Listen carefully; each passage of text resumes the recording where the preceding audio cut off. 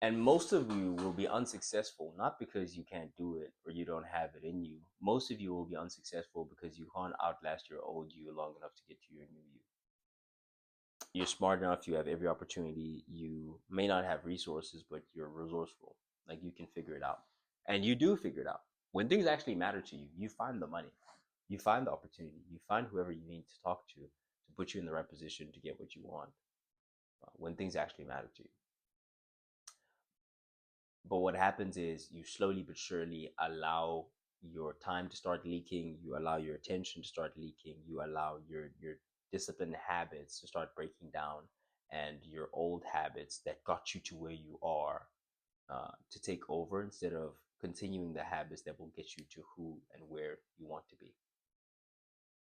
That's why most of you will be unsuccessful. Is because you will go from a 95 down to an 85 in terms of your execution.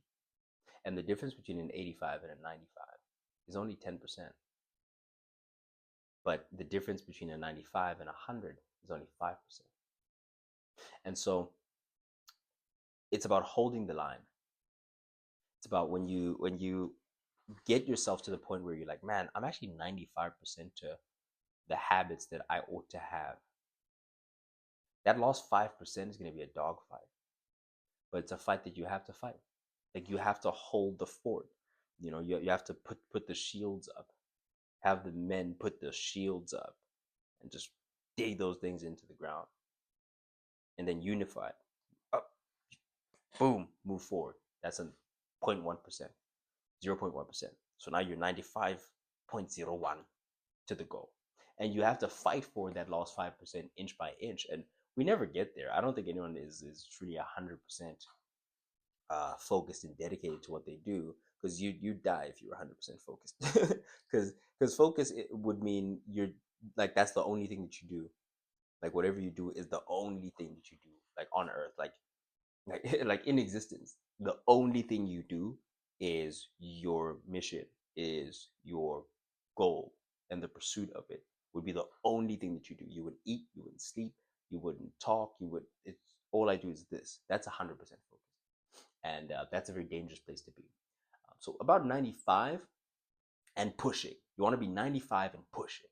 When you're 95 and pushing, it means you have all the focus necessary to just keep going, keep executing on a daily basis, because that's what compounds weekly and that's what allows you to compound every month. And if you just keep executing every day, every week, every month, it's inevitable that you're going to have an incredible year. If you have 5 incredible years in a row, it's inevitable that you're going to have an incredible decade, incredible 2 decades, an incredible life. And so it's about holding on for dear life to the habits that get you to where you want to be, the habits that continue to work and continue to transform who you are and how you approach life. It's going to be a dog fight, but it's the only good fight there is. And so you can feel it when it happens. You know exactly what I'm talking about. That extra 5 minutes, extra 10 minutes, that one distraction. I'll just scroll. I'll just find another video. I'm almost okay. Let me um let me just do this one thing and then I'll get to the thing. Okay. You see, if I have my coffee and then I shower and then I brush my teeth and then I eat something and then this and then that and then that and then that. Next thing you know, it's been hours and you haven't gotten to the thing, and then you beat yourself up about the fact that you haven't gotten to the thing, but you still haven't gotten to the thing. And oh, and something comes up and you have to go somewhere, you have to do something, and you'll find that it's like you're right there. And if you had just started, you'd be so much further. But you don't start. You don't start. You just keep figuring out and allowing that discipline to leak. Whereas on day one, if you say 5 a.m., you're up at 5. Like 5:15, you're hopping in the shower. 5:30, you're done with like boom, boom, boom, boom, boom. But slowly but surely, you start getting up a little bit later. You start scrolling for 5 more videos, and then 10 more. Next thing you know, you're wasting 30 minutes every morning going through nonsense. Next thing you know, you do you get what I'm trying to say? And compound that over, like compound those small losses over a week, and you'll find that you fundamentally shifted the amount of output you can get out of yourself. And that's the difference between 85 and 95, is the amount of, like, it's orders and magnitude in terms of difference. Okay, let's make it simple math. So there are people out there who don't work weekends. A weekend is 2 days, right? About 4 weeks every month. That's 8 days. Okay, is about 12 months in the year. Let's make it 10. You say 80, about 100, 120 odd. Just for simple math, let's say 120. So that's 120 extra days that are 24 hours each. Actually, you know what? Let's do the math.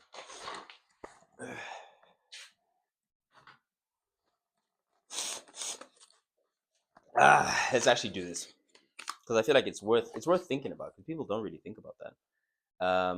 Okay, so let's say it's 24 hours in a day, and you multiply that by, let's say, the eight days that you have in a month. 192 times 12, 2,304. So let's say minus sleep, eating, and some other BS that you're going to be doing during the weekend. Like, no matter who you are, there's usually going to be something that comes up. For me, it's usually family stuff, usually some stuff that I just want to do around the house. Like, that gutter, that roof, that window, that thing needs to be screwed in. Let me change the light bulb here.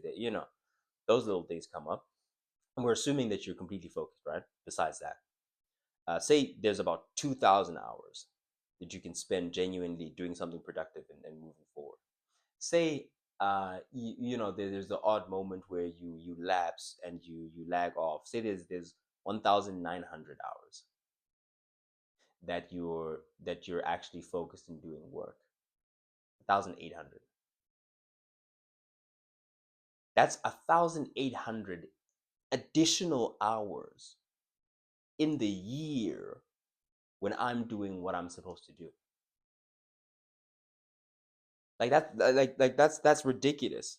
That's absolutely ridiculous if you think about it in terms of, we're pushing towards 10,000 hours. I'm almost 2,000 hours ahead of you every year, like additional on top of every other hour that I'm putting in. And so, and then people are shocked when you leapfrog them. People are shocked when the results start coming. People are shocked when things happen for you a lot faster than they're happening for them. And it's like, but they're not actually. They're not actually happening any faster. It's just that I'm putting more in, and so I'm getting more out sooner, right? Like, it's still the same input output equation, but the difference is there's just more input from my side. And so when the output is due, whenever it's due, when we both reap what we've sowed 6 months ago, my sowing is going to be greater than yours, just because I've put more in. But there was a really cool way. If you guys will humor me for a couple of minutes, there was a really cool way that I thought of this the other day. I think it was 2 by 4, which is the 8 per month. And that's in terms of days, right? And you multiply that by 12, that's 96. And so you multiply that by 5, something like that. Okay, let's go back. Let's try and multiply it by 4. I want to see something. So we said 2, 8. No, we said 8 by 12, 96. Let's say 96 times 3, 288. Okay, and then if we do the other way, then we're over. But the point is, that's about a year. If you multiply that about across 4 years, and it's almost a year and a half. So again, you think about the 5,000 hours that we want to put in. You think about the 10 years that you want to put in. If I'm working on weekends as well, then I'm across 4 years, I'm more than a year ahead of you. Like we could both be calendar on year 4 of doing what we do, but because I put in so many additional hours, they compound over time, and by year 4, I'm already on year 5. And the scary thing is, by year 5, I could be closer to year 7. By year 6, I'm closer to year 10. Because even the work that you're doing in addition compounds as well over time. We haven't even taken into consideration the fact that I'm also getting better at doing what we do. And it's just one of those things where you realize why people who do well do as well as they do. Like Elon talks about condensing time frames, talks about, okay, you have a goal that you want to hit in the year. Try and get it done in 6 months. Try and get it done in 2 months. How could you do it in a week? How could you do it in a month? You condense time frames, and you find that when you start thinking, like the difference between people who make who talk hourly rates versus the people who talk per deal, per engagement, it's not a 2x difference, 4x difference. It's an order of magnitude type of difference. Like it's multiples of difference. It's exponential how much more you can get out of a situation if you don't talk about the per hour value of what you do. If you don't stop thinking like a wagey, and you start thinking about the total value of the deals that you can engage in, it's a completely different sport in terms of what it gets you out. It's the same thing in terms of what you put in, because all we have to trade is time. Realistically, that's it. That's all anyone has to trade is their time. And so the goal becomes to decouple the time that you're putting in from the money that you make, so that you can put yourself in a position where you can make a lot of money without necessarily doing for that many hours. Because what you've done is you've put in the work, the years, the expertise in order to gain that skill, so that an hour of your time is not really an hour for it. Like they're not paying you for an hour of your time. They're paying you for the 4 years that you spent learning the skill. Like that's the ultimate shift in difference that we have to make, and it was very difficult for me to kind of transition in that way, because like I've never really been exposed to that world until I've just forced exposure over time. um, and so when you begin to force that exposure, I think that's when you find what it is that you're looking for. You find what it is that you can be. um, so I think it's very important to consider leisure. I think it's very important to consider what it is that you're doing, um, how long it is that you want to be doing it for, and the return on investment in terms of time. And so when you consider all those things, then that extra 5 minutes, 10 minutes distraction, that extra compromise, it adds up to, that also compounds to who you can claim to be and who you can actually become over time. Huh. And the crazy thing is that every compromise is a vote for who you used to be. It's a vote for your old habits. It's a vote against who you are working towards becoming. Every single compromise, every minute that you spend not doing what you're supposed to do, you're voting against doing what you're supposed to do. You're training your mind to disobey you. So avoid it. And so people think discipline breaks down all at once, but it doesn't. It chips away quietly. It doesn't kick the door down and then all of a sudden you're undisciplined. It just keeps widening the crack. It finds a crack and it keeps widening it until eventually you've drifted far enough from your path that you start wondering what happened. You start getting pulled away to the point where all you can wonder is what happened. And I feel like your attention is your life. Where your attention goes, your future flows. And so you have to protect it accordingly. and your mind should become increasingly difficult to penetrate, not because you're closed off, but because you're intentional. Like, I really, really sincerely believe that where your attention goes, your energy flows. Wherever your energy is where you will be over time. And so to protect that attention like it is everything, because it is the best thing you can do. I can't think of anything better than to make sure that you're spending the finite and only resource you actually have, which is time, on the things that you want to be doing, compounding it. And so most people, when they get to 90-95%, they relax and they let the gates open. Then they spend the next month rebuilding what they've already built. Momentum dies away. I don't have it in the notes here, but there's a fantastic story that Patrick David tells about stop starts, which is a part timer will have 2 to 4 stop starts per year, which is you know go through a terrible breakup, divorce, bankruptcy, like someone that, and I know this is gonna sound insensitive, but whatever. Um, like maybe someone passes away, something, but something affects you and you're out of the game for like 6 weeks. A part timer will have about 4 of those a year, 2 to 4.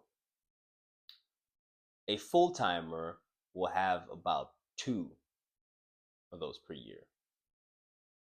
An all the timer will have about one every 5 to 10 years. Again, we talk about the orders of magnitude difference. We talked about the numbers and how quickly they can compound, how quickly there can be a difference. We haven't even taken this into consideration. How often are you actually showing up?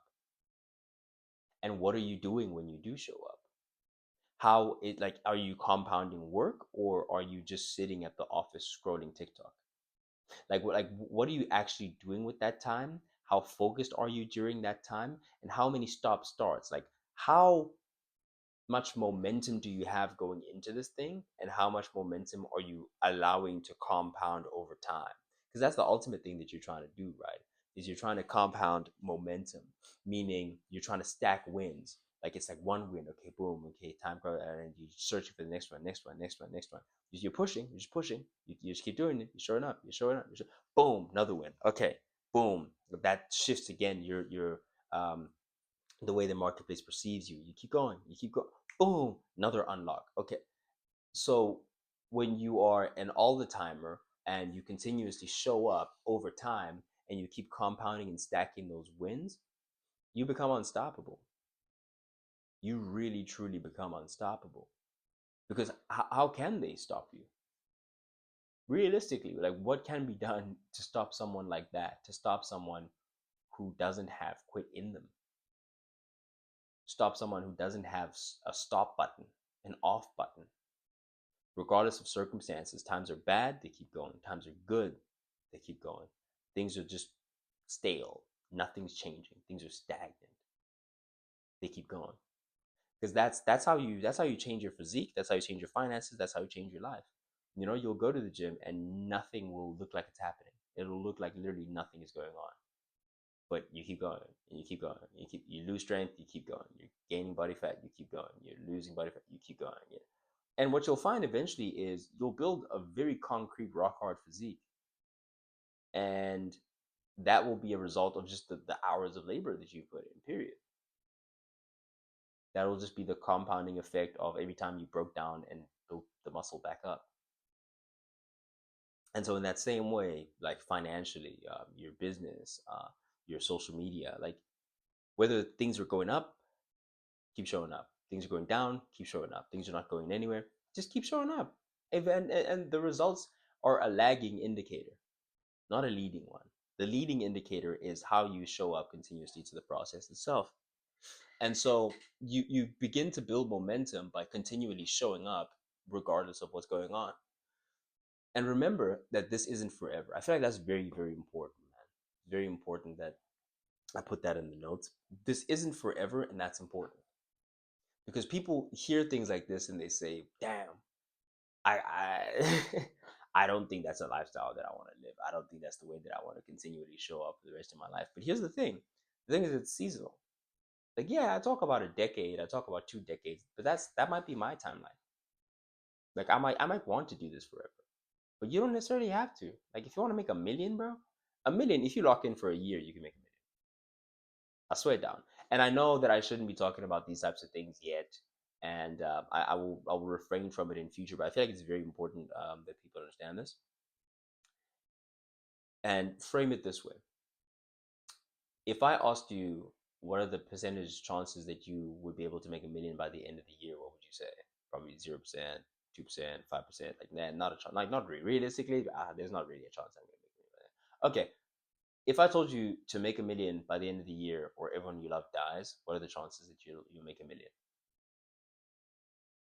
I think most people would say 100%, right? And that's the truth of the matter. The truth of the matter is, it's not about what you want. It's not about the timeline even. It's about why. And I'm not saying, put it in your head that everyone's gonna die if you don't know, but know your why. Know why you're doing something. The only thing that changes and that shifts your timelines is why you're doing it. And when the why is powerful, the how is easy. With a powerful why, you can do anyhow. Like, you can literally make a million legally by the end of the year, and you'd find ways. Like, you'd get into real estate. You start studying real estate. You'd here's the thing: the easiest way to make a million is to sell a 10 million rand thing and make a 1 million rand commission, make 10% on that. That's the easiest way. But trying to sell something that costs 10 million when you don't even have 5,000 in your account is difficult. And so it's mathematically the easiest way, but it's spiritually quite difficult to get yourself into that environment and believe yourself. But guess what the why would do for you? Guess what you would do if everything in your life depended on it? You would sell that thing with such conviction that I would believe that you know what you're talking about. And guess what? You would learn. You would figure out what you're talking about very quickly because you had to. And so when the why is powerful, the how is easy. And it's not forever. Like, based on your timelines, your time horizons, what you want to get done, that's literally the only thing that determines how long you're going to do the thing. But achieving the thing is not a matter of time. It's a matter of you and how much you're willing to sacrifice in the short term, how much you're willing to put in so that you can reap the benefits of that for the long term. And there are seasons, and some seasons require everything. And this is the type of seasons that requires everything. And so stop letting the days go by where you don't move the ball forward. Even if it's a small step, it's one phone call, one page, one rep. Momentum matters. It's constant forward momentum. And I'll keep preaching this. I'll keep saying it because I've seen what it's done for my life.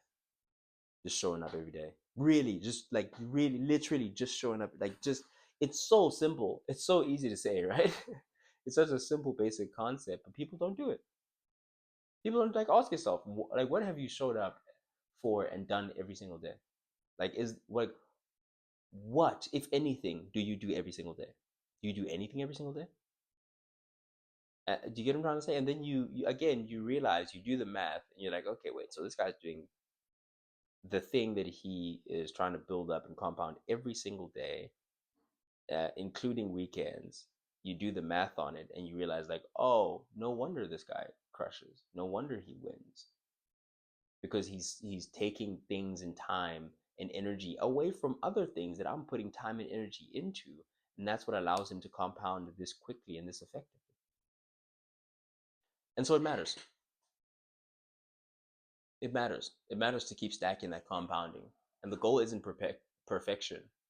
The goal is momentum. The goal is staying in the game. The goal is outlasting the version of yourself that keeps trying to pull you backwards, because the new you is already there. The question is, can you remain disciplined long enough to meet him or her?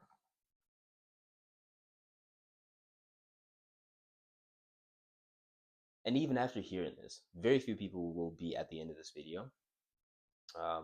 If you do make it to the end of the video, shout out to you. Um, a lot of people will hear this. I'm just talking specifically to you. A lot of people will hear this, and they'll get to the end, and they'll feel, pumped up, or like, oh no, this is cool, or this is something that I could really do, or action, or I could just try and do one thing, even if it's a small thing, even if I read one page of a book, even if I listen to one podcast, even if I just watch one of his videos a day, most of you will be unsuccessful, not because you can't do it, but because you can't outlast your old you long enough to get you a new you. So you can't outlast the version of yourself before knowing this, or knowing whatever is in the book that you're going to read, whatever skill you can learn. You'll be unsuccessful because you can't outlast the version of you that wants to drag you down and keep you down, the old you, long enough to get to who you're meant to be.